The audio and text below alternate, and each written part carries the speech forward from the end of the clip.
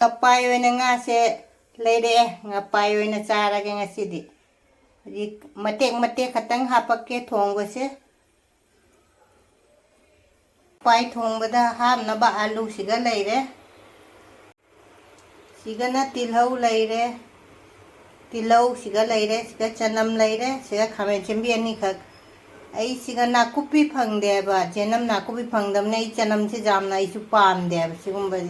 leitamina upai leitaba. Ngapai se aina jainganga thungba tole ko. Ji sondana thau sare. Aidi khang se aina thangana thau se sare. Ngapai se mamamta thada rakhe.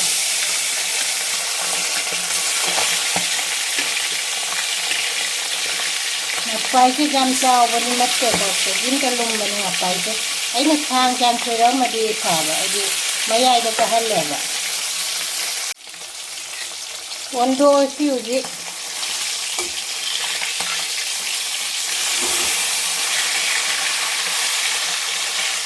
ngapai ye madu di jam jawbani angang di changan le. Akoi cha sing chawra.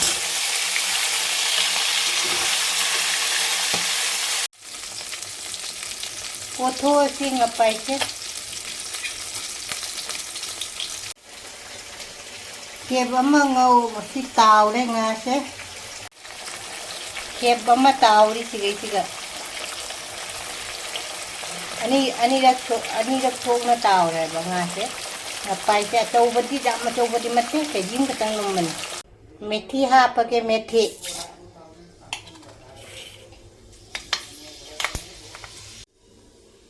thì lâu cho năm sẽ hấp cho là cái methi hap khare tilau hap ade adu ngang na bangau lage brown color de mai ngau lage se ngange alu hap cha lage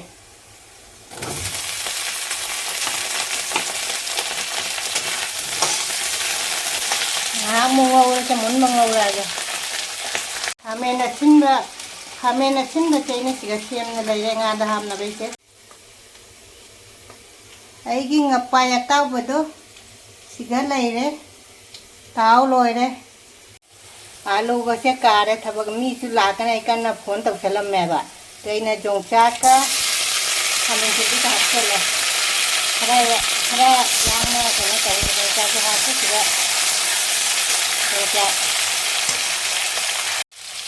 ai se masala loi ha pe ko jaingang jira mokuk digo mokuk loi ha pe morok buka ngale ha pe hai aba morok jamna dunai jemi la kanai kana keno taure ba dunai na thong bo se pha thamjen na thong hinjang che mai ha pe nga se thata ra se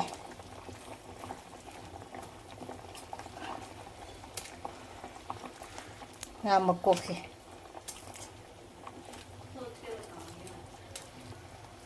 nga se hapsel uji phajana chawal lage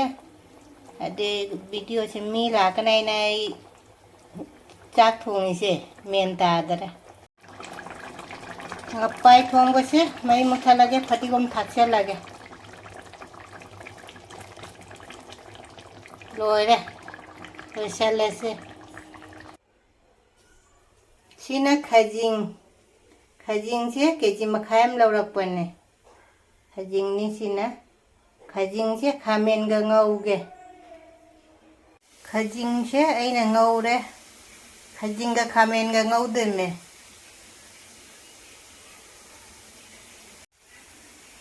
khamen na siga leire ngau ra ge siga na tilau ga chanam ga hapse le khajing ngau bo siga na khamen hapse le ngau ra ge aigi khajing ga khamen ga ngau bo se loire loisele se siga loire siga na khajing leire dei khajing siga leire bora hora ge siga na beson atit pa se siga leire siga thau ha pe asiga thau ha pe ba khajing bora se hora ge खजिंग बोरा से ना खांग से खजिंग बोरा से थादा रे हौरी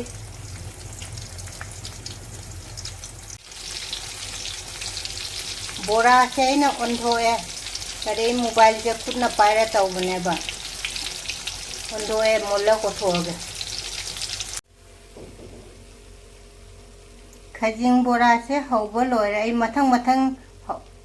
हौरा आगे आईदी खेब अमदि लोयरे को सी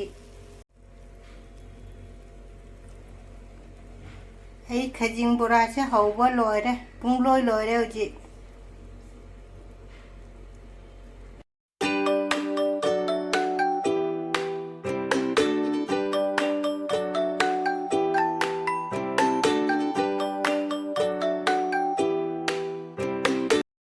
Mayam punama koram jari ngasi amuka anawa video ma pura lae Mayam punama ujik se Deepavali ujik jore ko mathang mathang kaino se lae Mayam nada jek tana mayam punama akoi su nada na jek tana leiba samai mayam su nada jek pi dana haidi nungai na leimin na se Isinau mayam kita magta ngasi su mubang ama pore ngasi se ngapai thongba ni ko ngapai se jam chawba ngapai ni matte ko ke jim kitang lumbani ngapai ga jongcha ka alu tawna thonge ko de kaino bora ma leire khajing bora ma de khajing ga khamen ga ngobam leire de jongcha ga ma leire amana sigana kaino ni ko mairen aina nahan mairen cha gi bado thong ID thong na chaba mairen da haute doi ne ID kaino ne champut oiraga na haure mairen champut ama leire sigana Swgri ma leire Swgri ma leire dugai gi jongchak jawre dugai gi thabi ma leire ko maim puna wangang na dabida lai gi hana khara kalase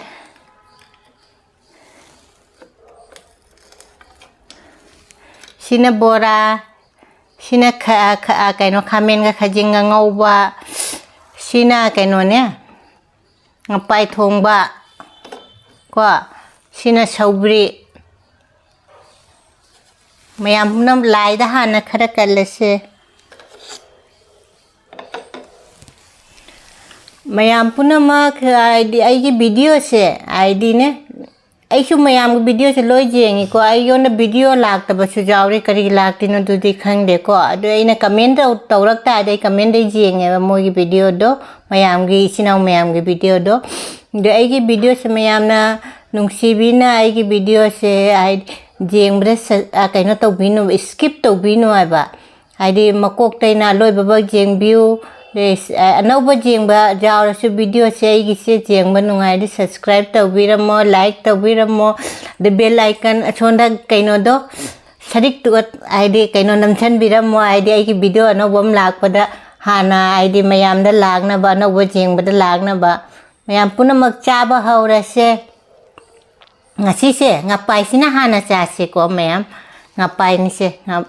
ngapai se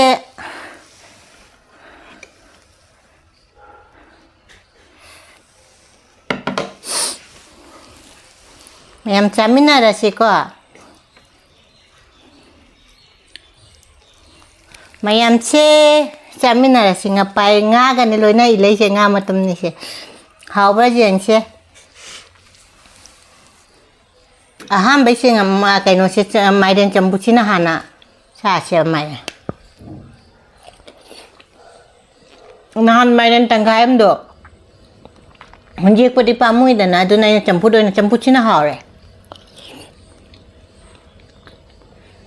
sidi thum me ba thong chang nahan ai na ngau thong gum mai di tawna chab jam haute Mayam chamina se cha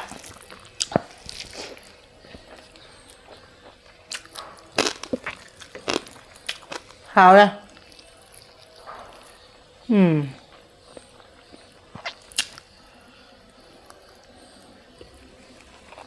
ngapai nga sa kamaru di jawab ni ko ay angang na di chapa nung ay tabang nga na ba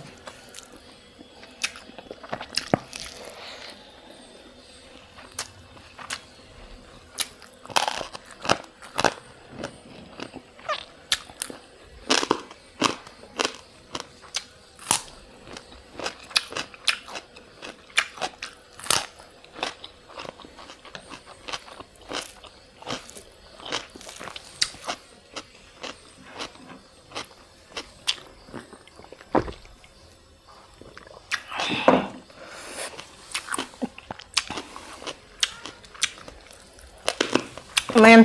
Swgri xem mấy thật chứ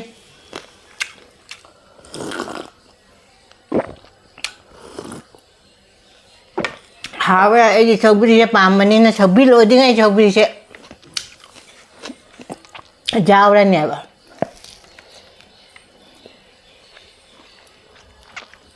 하면 가 Khajing ngouba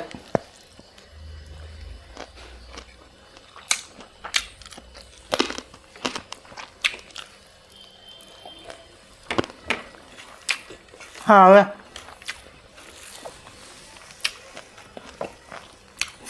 làm hào đây Ngapai Thongba chứ Ngapai chứ chỉ dùng cháo cái dao nè thong mình có hào đấy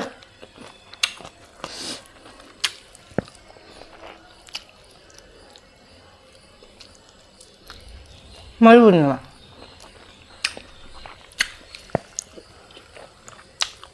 đi jam cháo đó mình nó jam hào cái đâm màn rồi làm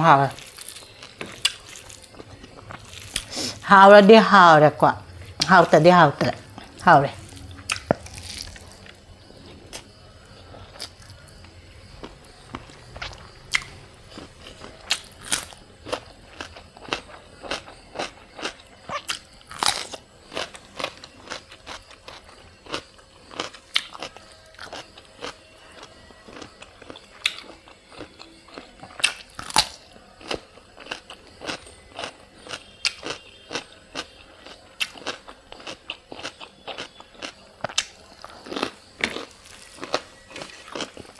Khajing Yongchak chứ ấy là chalo bữa đó mà January đó rồi Yongchak ấy sẽ khá dám là bora mình nè bây giờ chơi gì mà Yongchak ấy xa đó đấy ạ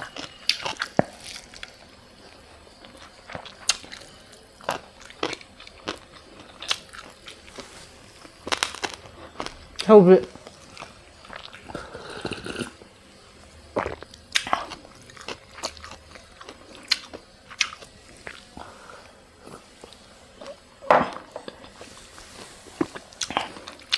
Swgri gì quá rồi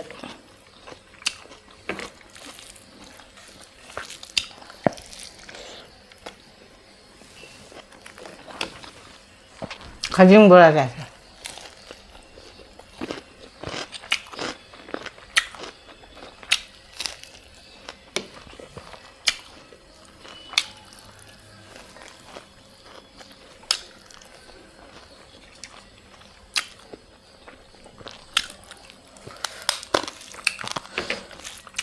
Ngapai siya tayo ako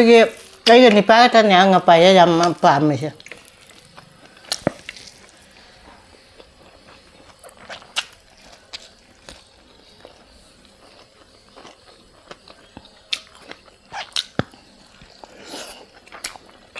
Swgri thạc nga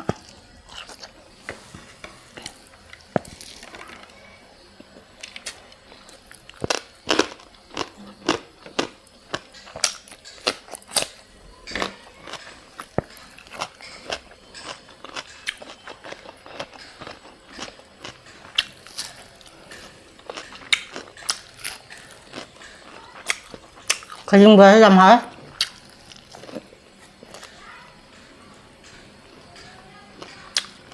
Ngapai kìa madu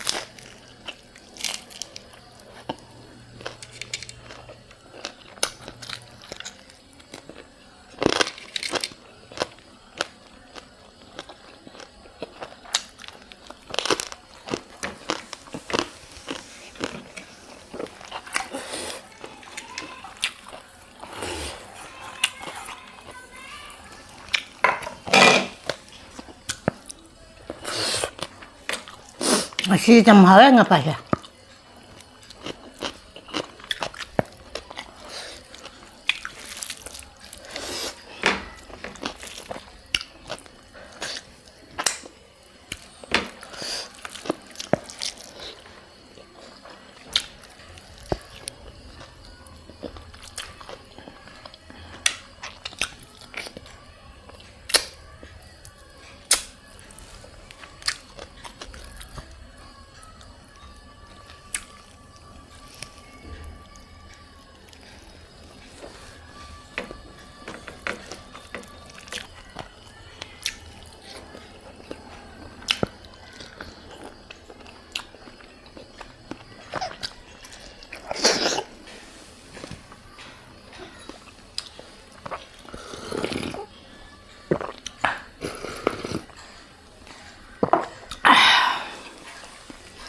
Mai đến cái chấm bút chấm hào ấy.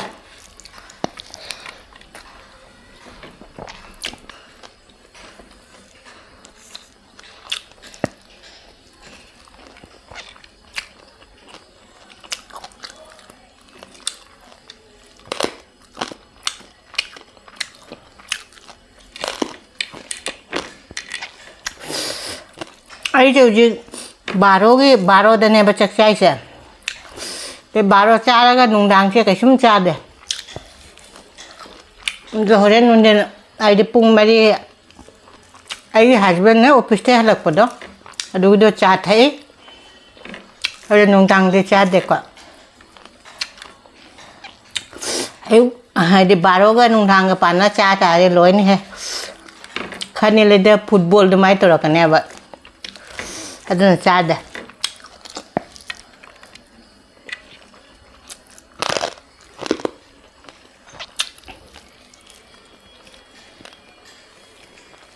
아버지, 아이씨, 아이디 합담과 나라의 마이 밑에 심박에는 떠올려요. 안나봐 말로해봐. 아이 강에 다음과 짜드나 레디 또 뭐자 심 나바데이네 한번 나져드리고. 아이디 한다 카라 cái nó tàu cái ta nè để na cái nó tàu nó hai đi phong được cái này bữa mai để chơi thì anh em bữa ấy là khăng bữa đây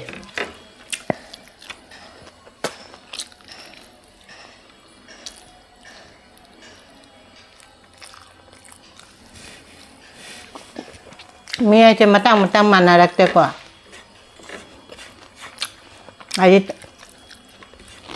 thành ra cho mình là đặc biệt ạ đúng na ha oi ga ju ja de kwa cái du matang oi na dum chak chu dum ulak kani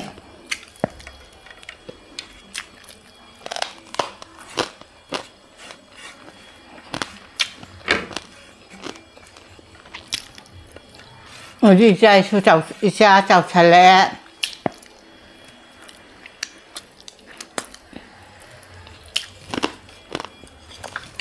chak chi di dum cái nó máy nó ôi bây giờ đấy vậy chơi cùng mà ngay cái ấy thì sắc máy nó ôi bây giờ đấy đúng chơi mà tăng cái đúng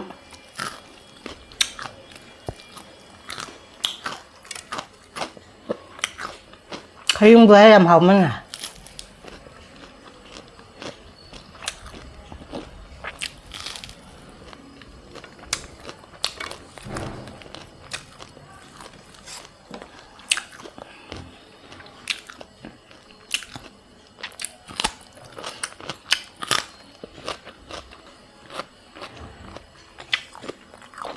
한dak ay nang kanako na gado.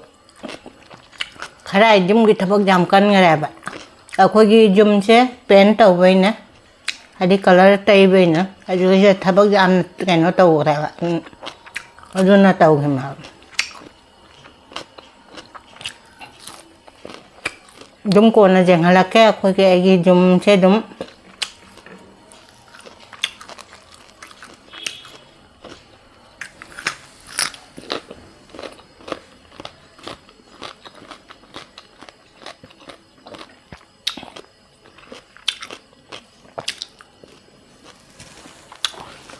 Adoy ba siya? Champusin na lo siya la siya.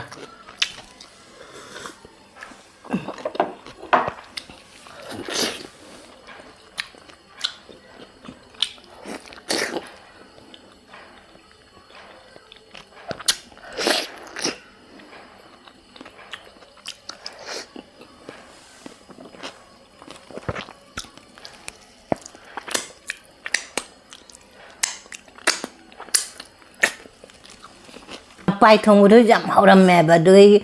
Yongchak ka tauna hapa bani jam haure doi Khajing bora du jam haure ko doi Khajing ga khamen ga ngobom jaure doi kaino champut ama mairen champut tu ngasi jam hauram doi Swgri ma jaure dugai gi Yongchak am chu jaure ko Khajing ga khamen ga ngobom doi salat na thabi haugre ngasi di khwa ma ta gare ko mem ngasi di phajana cha gare chak su phaja cha gare hau su hau gare Yongchak ko kai puna mak kai no ta gare mai ta gare ngasi gi se de ai gi video se ano bo jeng ba jaw su jeng ba nungai ra di subscribe like share nungsi comment da tawbiro mathang ahau ba ma chara ge ngasi se thame bye